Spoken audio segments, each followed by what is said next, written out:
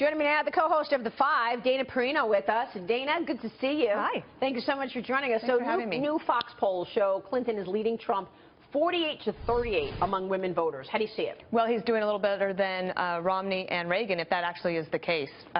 Romney, I think, lost by like 20, and I think Reagan was a little bit more. But still, losing by 10 is not good. And actually, that's in the Fox poll. The Fox poll was actually pretty good for Trump in this sampling because he was only down by 3, whereas before he'd been down by 7. So, and actually, an ABC Washington Post poll just came out and has the race down to 4. So that's probably where things are, between 3 and 6 at this time, and then you see Trump on the attack for these last several days. The other thing is, Maria, remember, 53% of the electorate is women.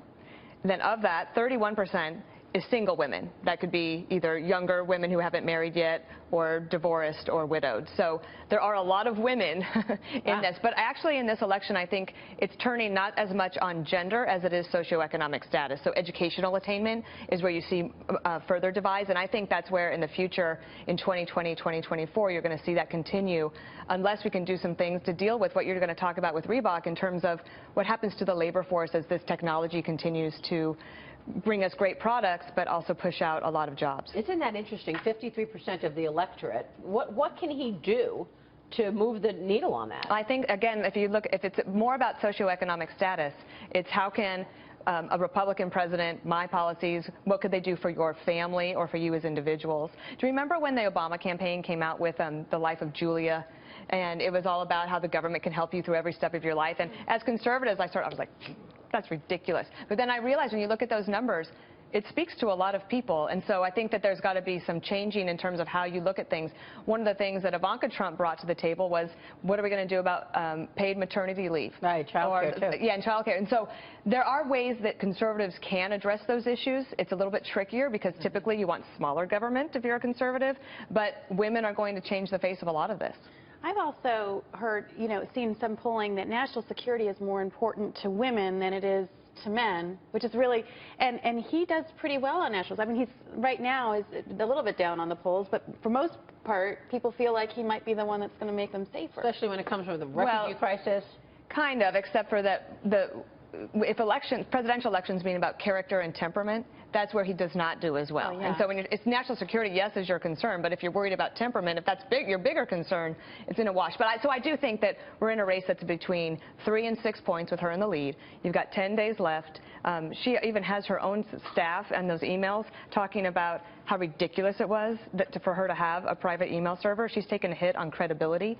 But then I think you also have to look at the states. So how is she doing in Florida, North Carolina, Pennsylvania? I guess Real Clear Politics moved Pennsylvania to a toss-up. I couldn't believe that. I couldn't believe that either. Yeah, I saw that yesterday. So you have that, but then you have early voting in those states of Florida and certainly Virginia looking very good for Hillary Clinton, but Donald Trump holding his own in Ohio and Georgia. So we're seeing record numbers of undecideds right now. And a lot of undecideds seem to be Republicans who are having trouble voting for Trump. At the end of the day, what do you think happened? But I'll point that, before you answer that, I'll point that out, though. In the latest Fox News poll, he had 81% of GOP voters. She had 83% of Democratic voters. So he was very close to her level of support among his own party members. And it's a vast improvement over where those numbers were, even, like, say, during the summer, even after the convention. And if he can pick up a few more percentage points of those GOP voters and get him to that 90%, that speaks I think volumes. It's hard at this point to get to 90%. In the last 10 days. I think what you're going to have is people, yes, there are undecideds to the point where they're just, I think it's partly because both of them have such high unfavorables that you're sort of like, I don't really want to vote for either of these people, but maybe they'll make up a decision in the last weekend going into the election. So, impulse. Yeah. Dana, you were talking about the socioeconomic divide. As I've been traveling the country, the thing I've been noticing is there's kind of a city-town divide. Yeah.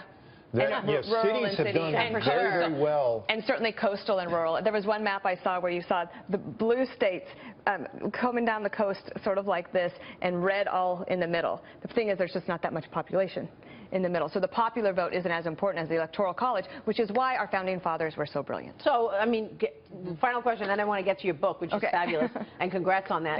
In terms of the Electoral College, I mean, obviously she's leading in the Electoral College. Well, all Democrats do, and that's been a frustration of mine, trying to explain to conservatives. Democrats, just because of demographics and the way things are in terms of how many states Obama won, they start with about 242 electoral votes. So getting to 270 is so much easier for them than it is for Republicans.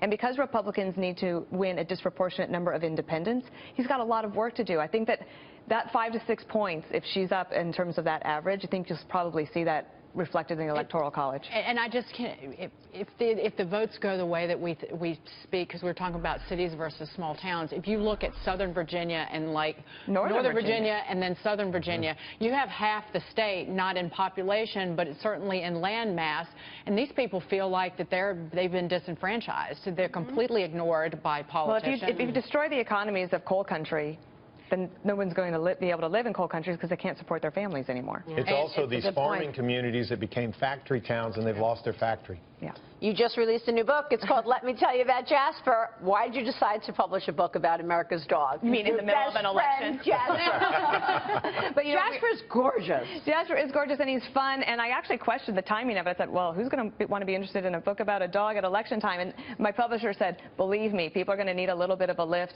I don't think he's America's dog in terms of being the #1 dog, but it's because of social media and the show here at Fox called The Five. Jasper became kind of a thing, but it's a way for people to connect with each other. Before this segment got started, we all talked about our dogs. What kind of treats do you give your dog? Maria gives her dog string beans, and I never even knew you could do that, and that's why her dog is so healthy. I don't know if Jasper's going to want to go to string beans. Try it. Will you try it for me? I've known Jasper since you got him. He's a little pumpkin head. As a little I brought him to the Five when he was 9 weeks old, so it's been a fun labor of love. I was just flipping through some of the pictures. The book features Photoshopped pictures of Jasper in various pop culture situations.